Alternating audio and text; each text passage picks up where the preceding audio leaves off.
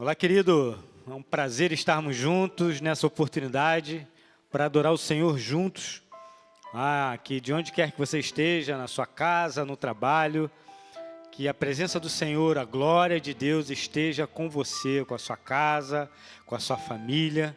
Que possamos nesses momentos, ou nesse momento, ter a oportunidade de buscar a Ele no entendimento que Ele é Deus, que Ele seja exaltado, que Ele seja glorificado na sua casa, na sua vida, que Ele seja Deus, Rei, Senhor das nossas vidas. Vamos adorar a Ele nesse momento, querido.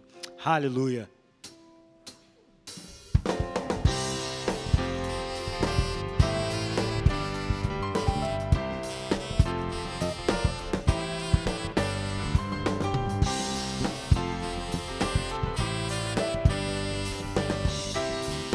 Declara assim, então, eu vejo a glória, cante comigo. Eu vejo a glória do Senhor hoje aqui. A sua mão, seu poder sobre mim. Os céus abertos hoje eu vou contemplar. O amor descer nesse lugar.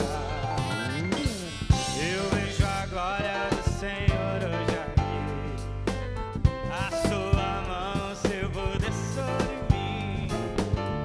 Os céus abertos hoje eu vou contemplar. Vou descer nesse lugar. Eu quero ver agora o seu poder, a tua glória inundar o meu ser. Vou levantar as mãos e vou receber. Vou louvar o teu nome porque eu sinto na introdução.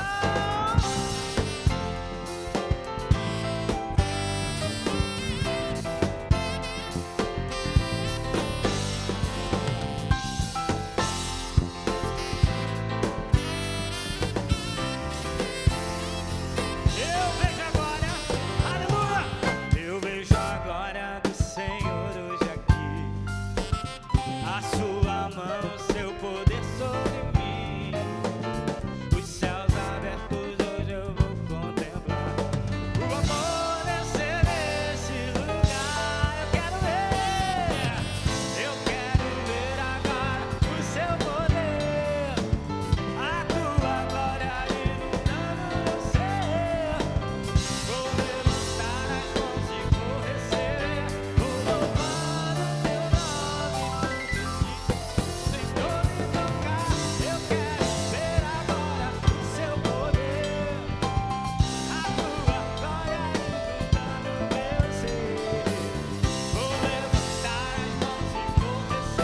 e vou receber. Vou louvar o teu nome. Vou louvando o teu nome. Vou louvando o teu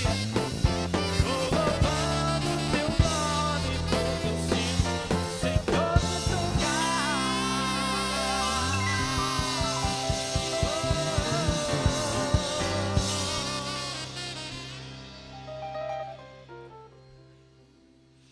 Aleluia. Esse é o momento que você tem a oportunidade de adorar ao Senhor com os seus bens, com os seus dízimos, com as suas ofertas. Nesse momento, nós estaremos no seu smartphone, no seu monitor, estarão as contas da igreja, o QR Code, e você tem a liberdade para adorar ao Senhor com os seus bens. Vamos continuar adorando a Ele, e você tem a liberdade para adorar a Ele com os seus bens também. Aleluia.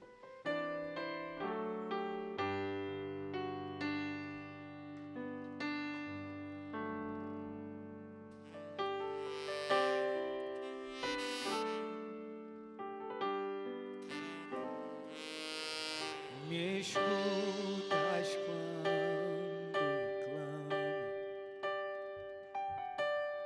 e acalma o meu pensar.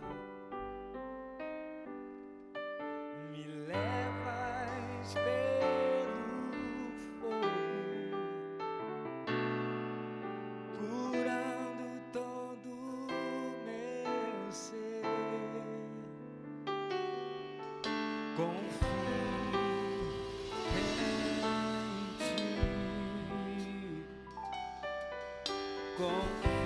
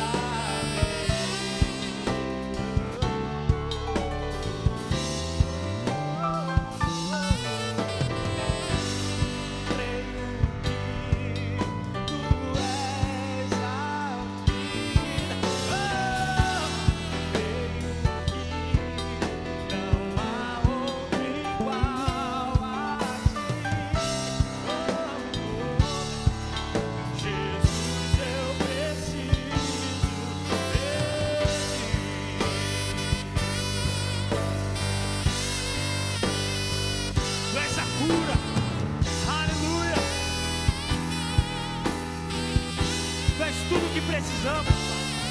Aleluia. Oh, Pai. Aleluia. Mais uma vez. Aleluia.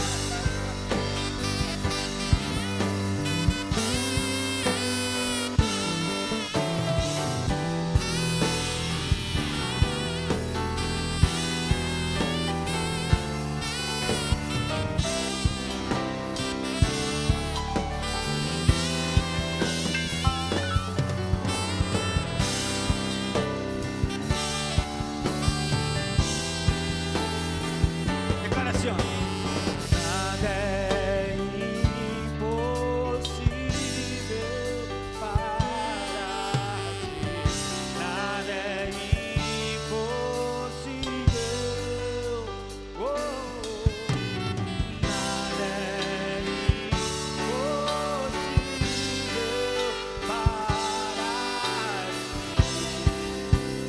Tens o meu mundo em tuas mãos e não há nada, nada é impossível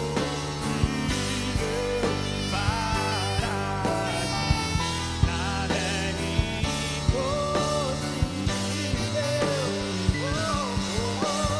Nada é impossível para ti.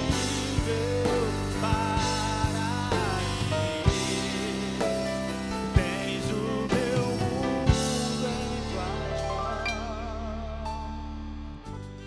Creio que tu és a cura. Creio que és tudo para mim.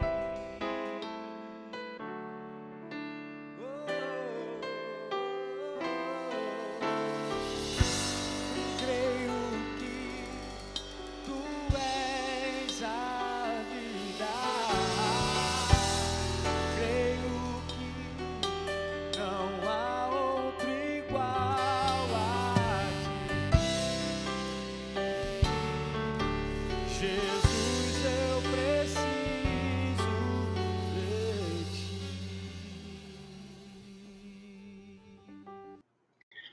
Hoje estamos falando, então, sobre os sabotadores da graça de Deus. Às vezes, os maiores inimigos que existem em relação à graça divina não são aqueles que nós imaginamos historicamente, aqueles que nós projetamos espiritualmente. Às vezes, os maiores inimigos são ideias, concepções que estão na mente da gente e que atrapalham as pessoas de conhecerem a graça de Deus, sabotam as pessoas. Há uma autossabotagem, por muitas vezes, das pessoas no conhecimento do que seja a graça de Deus, na recepção, no acolhimento, no atingimento daquilo que é a graça de Jesus. Eu me lembro de uma história que eu participei há muitos anos atrás, evangelizando uma jovem muito inteligente com uma amiga minha da igreja, e nós estávamos falando do evangelho para essa pessoa já há algum tempo, ela frequentando a igreja onde a gente era membro, lá em Belo Horizonte, até que em um momento da conversa, ela falou assim, mas olha, isso aí é muito bom, eu quero Jesus, e isso que você falou aí, Sérgio e fulana, é muito bom, o que eu tenho que fazer em troca? Eu em troca? Como assim em troca? Eu tenho que dar alguma coisa em troca, não é possível, é muito bom isso. E eu falei, não, querida, é justamente por isso que chama-se graça. A graça é de graça. E ela falou, não, eu tenho que fazer alguma coisa. E aí me ocorreu um exemplo na hora, um exemplo hipotético, e eu falei assim para ela, imagina só que eu recebi um dinheiro extra, um prêmio no banco, eu trabalhava no banco, né? E eu recebi um prêmio no banco e resolvi comprar uma joia para você te dar de presente. E aí eu chego no seu aniversário com uma joia e te dou de presente a joia. Você vai me devolver? Ela perguntou, por que eu a devolveria? Exatamente por quê? Faz sentido, né? Eu estou te dando a joia. Por que você vai devolver? Você vai comprá-la de mim? Vai perguntar o preço e fazer o que seria hoje um Pix, vai fazer um depósito, uma transferência para mim, me dar dinheiro, espécie? Não, porque é um presente. Exatamente. É um presente. Uma das palavras para a graça de Deus no Novo Testamento, a palavra no grego, é a palavra doreia, que também é traduzida como dom, como presente. Doreia é aquilo que é dado, que é o presente do Espírito Santo, que é dado uma única vez na vida da gente. É uma única vez para todo sempre. Quem recebeu o Espírito está com ele para todo sempre. Pode estar com ele em sintonia, cheio do Espírito, ou pode estar com ele quase que matando o Espírito Santo, deixando ele amigo, vamos dizer assim, quase extinguindo o Espírito, como o apóstolo usa, o apóstolo Paulo, no caso, usa essa força expressão em 1 Tessalonicenses capítulo 5. A questão toda, meu querido e minha querida, então, não tem a ver mais com uma troca, mas tem a ver com o recebimento de um presente. E esse presente é a salvação, que é selada em nós, garantida em nós pela presença do Espírito Santo, que é dado como dom, doreia, para cada um de nós. Mas há sabotadores da graça que são, como eu falei no início, sabotadores mentais, e eles atrapalham as pessoas de receberem a Jesus, de acharem que o favor divino é um favor a ser negociado, a ser trocado, a ter que fazer uma devolutiva para Deus, quando isso não existe no plano daquilo que Deus faz e quer fazer em cada um de nós. Qual é o primeiro sabotador? A ideia de meritocracia.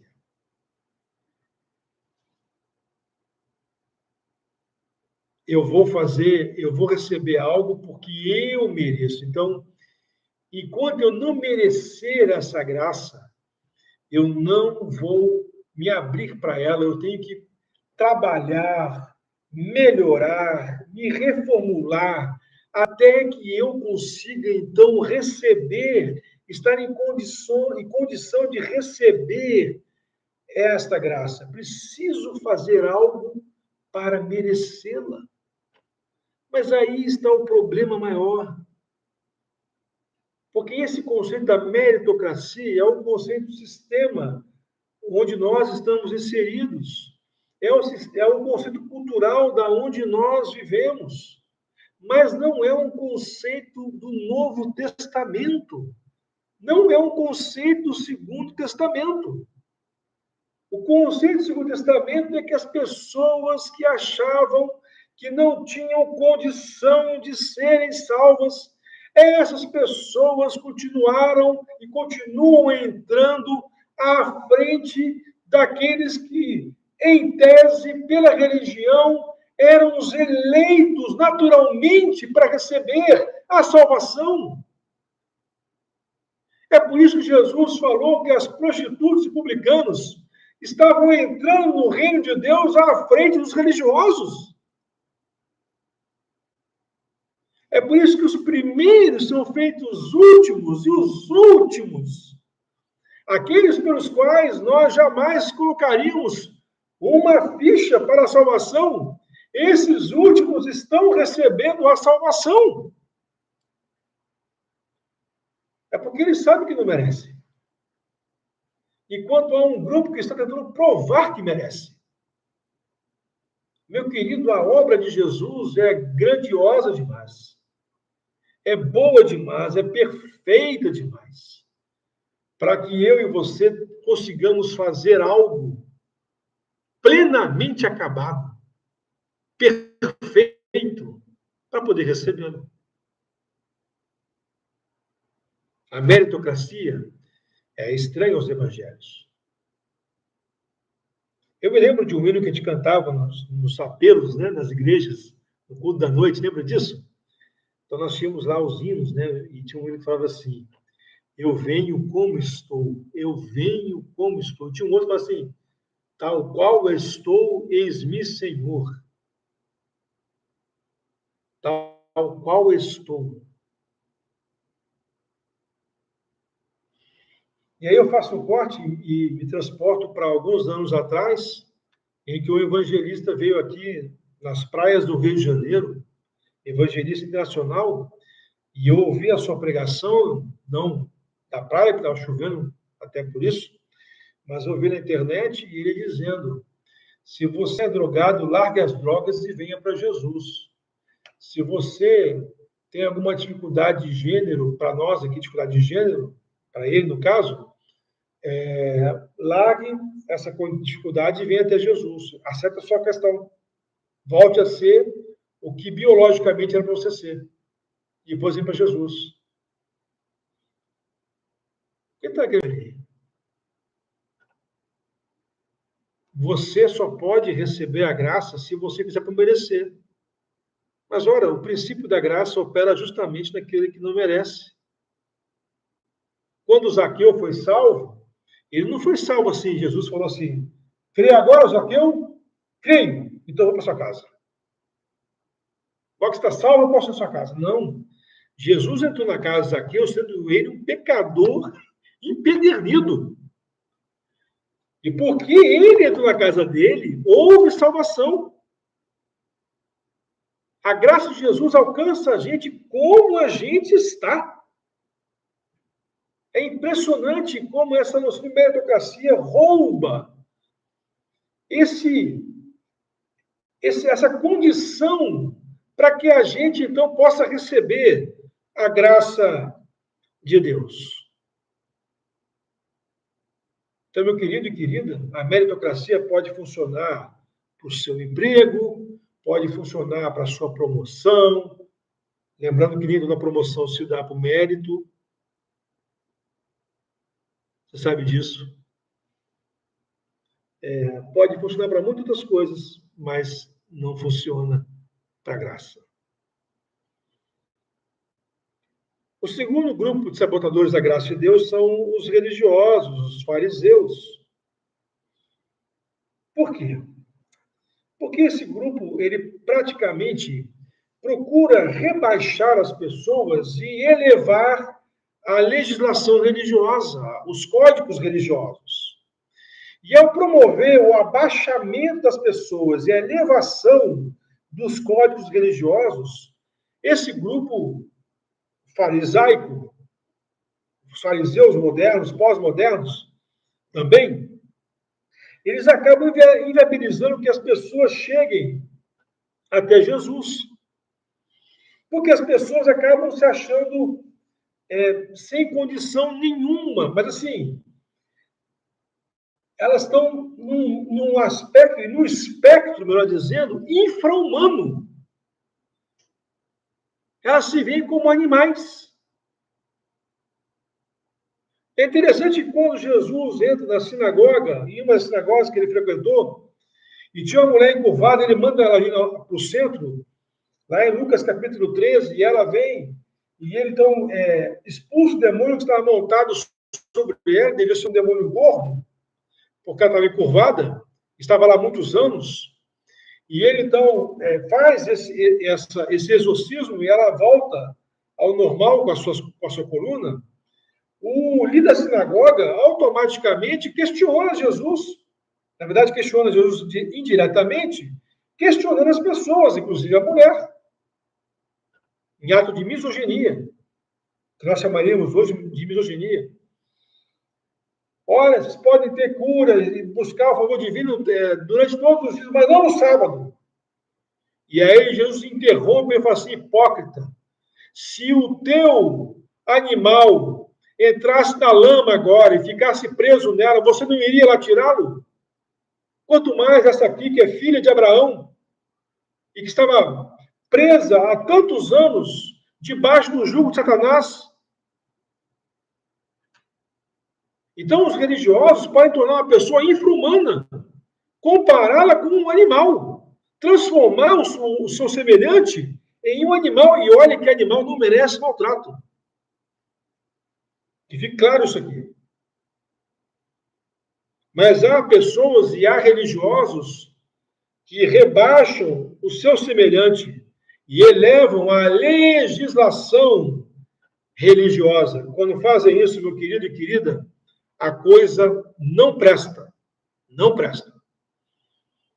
Porque eles são um tipo de pessoas, ou tipo de pessoa, melhor dizendo, que não entra e não deixa entrar. Ao educar religiosamente o povo e as pessoas do povo, colocando uma cláusula de exclusão, qual seja, você nunca poderá ser salvo ou salva.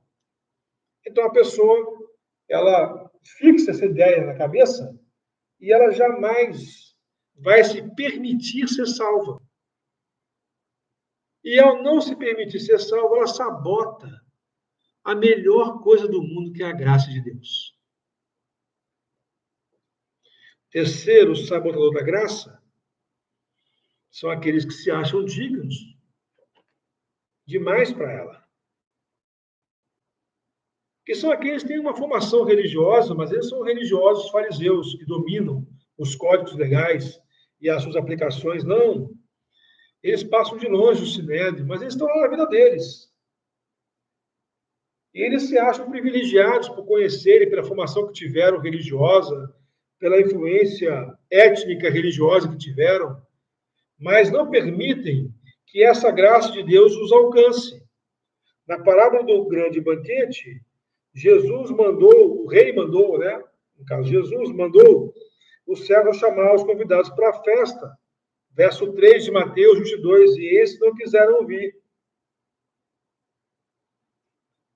Verso 5 vai dizer, os convidados não se importaram. E se foram para o seu campo, para o seu negócio. E alguns, mais perversos, agarraram os mensageiros, maltrataram e, em alguns casos, mataram. Essa é uma referência, em analogia, ao povo de Deus no passado, quando Deus mandou os profetas e o povo não quis ouvir os profetas do Senhor. Sabotadores da graça de Deus são aqueles que se acham dignos e, portanto, passam a recusar os convites de Deus. Passam a analisar, peraí, Deus está fazendo um convite aqui, mas eu tenho outros convites aqui na minha frente. Eu prefiro esses outros aqui. Deixa esse Deus falar. E quando uma pessoa age e pensa assim, ela acaba excluindo Deus, excluindo o favor de Deus da sua vida.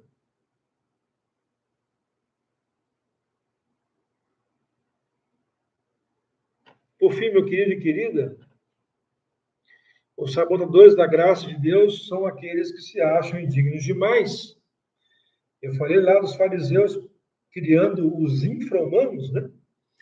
Então, os indignos, eles se acham aqueles que não têm consideração ou eles se veem de um jeito tal que acham que não tem como receber tal salvação. Porque a religião já faz uma distinção, já coloca uma régua, um muro de separação, um muro de inimizade, como diz o apóstolo Paulo em Efésios capítulo 2.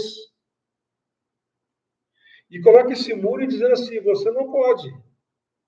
Olha para você, você não tem condição de frequentar.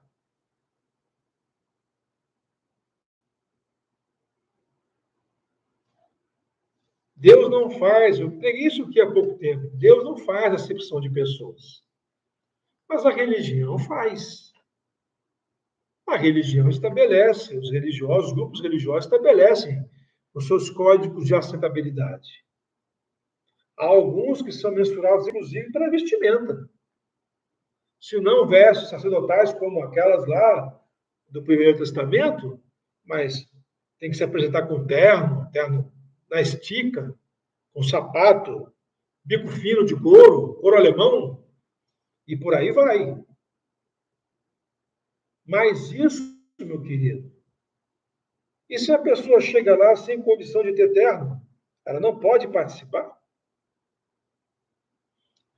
Então, Deus continua não fazendo acepção de pessoas. Porque as vestes da salvação, segundo Isaías capítulo 61, acho que verso 10, se não estou enganado, as vestes da salvação continuam sendo dadas pelo rei.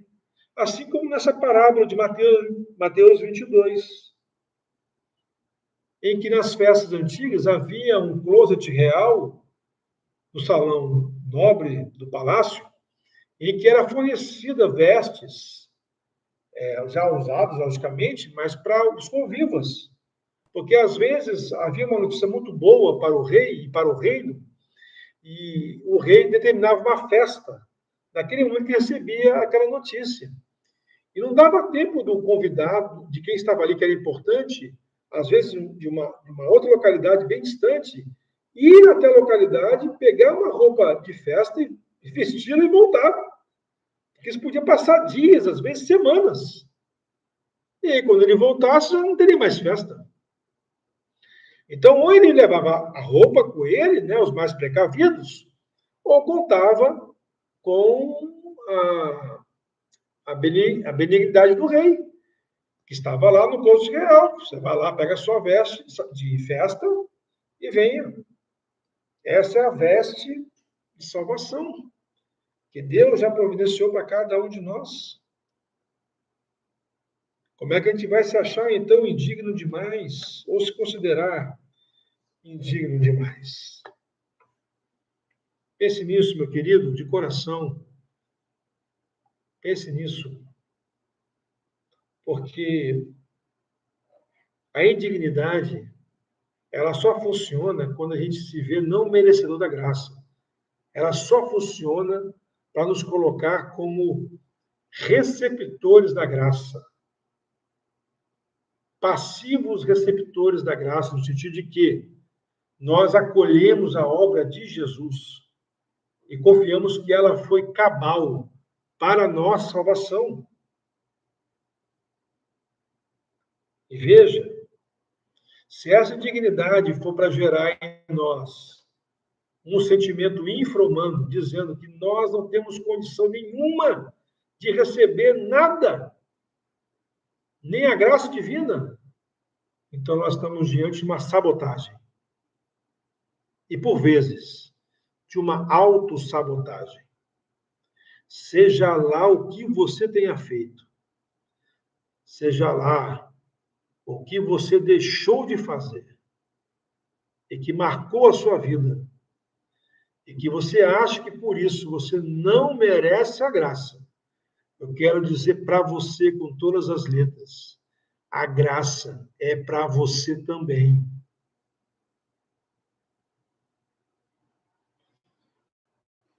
Uma vez eu conversei com uma pessoa, há muitos anos atrás, e ela falou, e eu falando com ela, conversando, e falei assim, mas e Jesus? E essa pessoa falou assim, Jesus não. Deus sim, Jesus não. E eu entendi pela história de vida dela porque ela estava falando Jesus não. E eu falei assim, mas seja lá o que for, Jesus pode perdoar você. E aí essa pessoa falou assim, não, pastor, você não sabe o que você está falando. O que eu fiz, e o que eu fiz não tem perdão. E aquilo me atravessou, gente, com um peso no coração. E eu falei, não, meu querido, Jesus pode perdoar você. Não, eu não mereço perdão, não devo receber perdão e não quero receber perdão. Foi uma fala muito triste de se ouvir. Muito triste. Levei um coração pesado e entristecido durante algum tempo depois dessa conversa, mas reconhecendo que eu tinha muito pouco a fazer a não ser orar por aquela pessoa. Sabotador da graça de Deus. Não há nada que você faça ou que você deixe de fazer que vai fazer Deus amar mais ou menos você. E agora lembro uma frase de Fyodor Dostoiévski. Não há pecado que Deus não possa perdoar. Não há pecado que Deus não possa perdoar. Que você guarde isso no seu coração e que, se Deus falou o seu coração com essa palavra, eu quero então convidá-lo a mandar um e-mail para nós com aquilo que Deus falou ou com a sua pergunta. Eu estou botando aqui no chat para você, pastores@igrejamarapendi.org.br, tá bom? Ou ainda, se você quiser, você pode falar com a gente pelo WhatsApp da igreja. É este que eu escrevo aqui, 2208-8609. 2208-8609, tá bom? Vamos orar.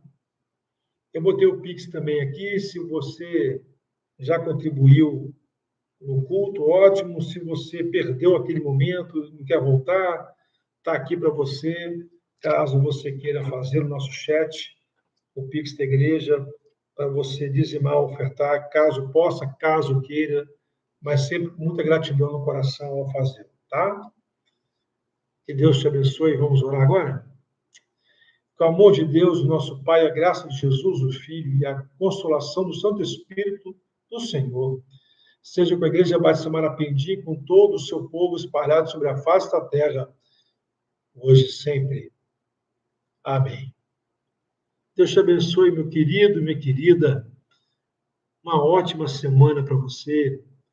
Paz e bem.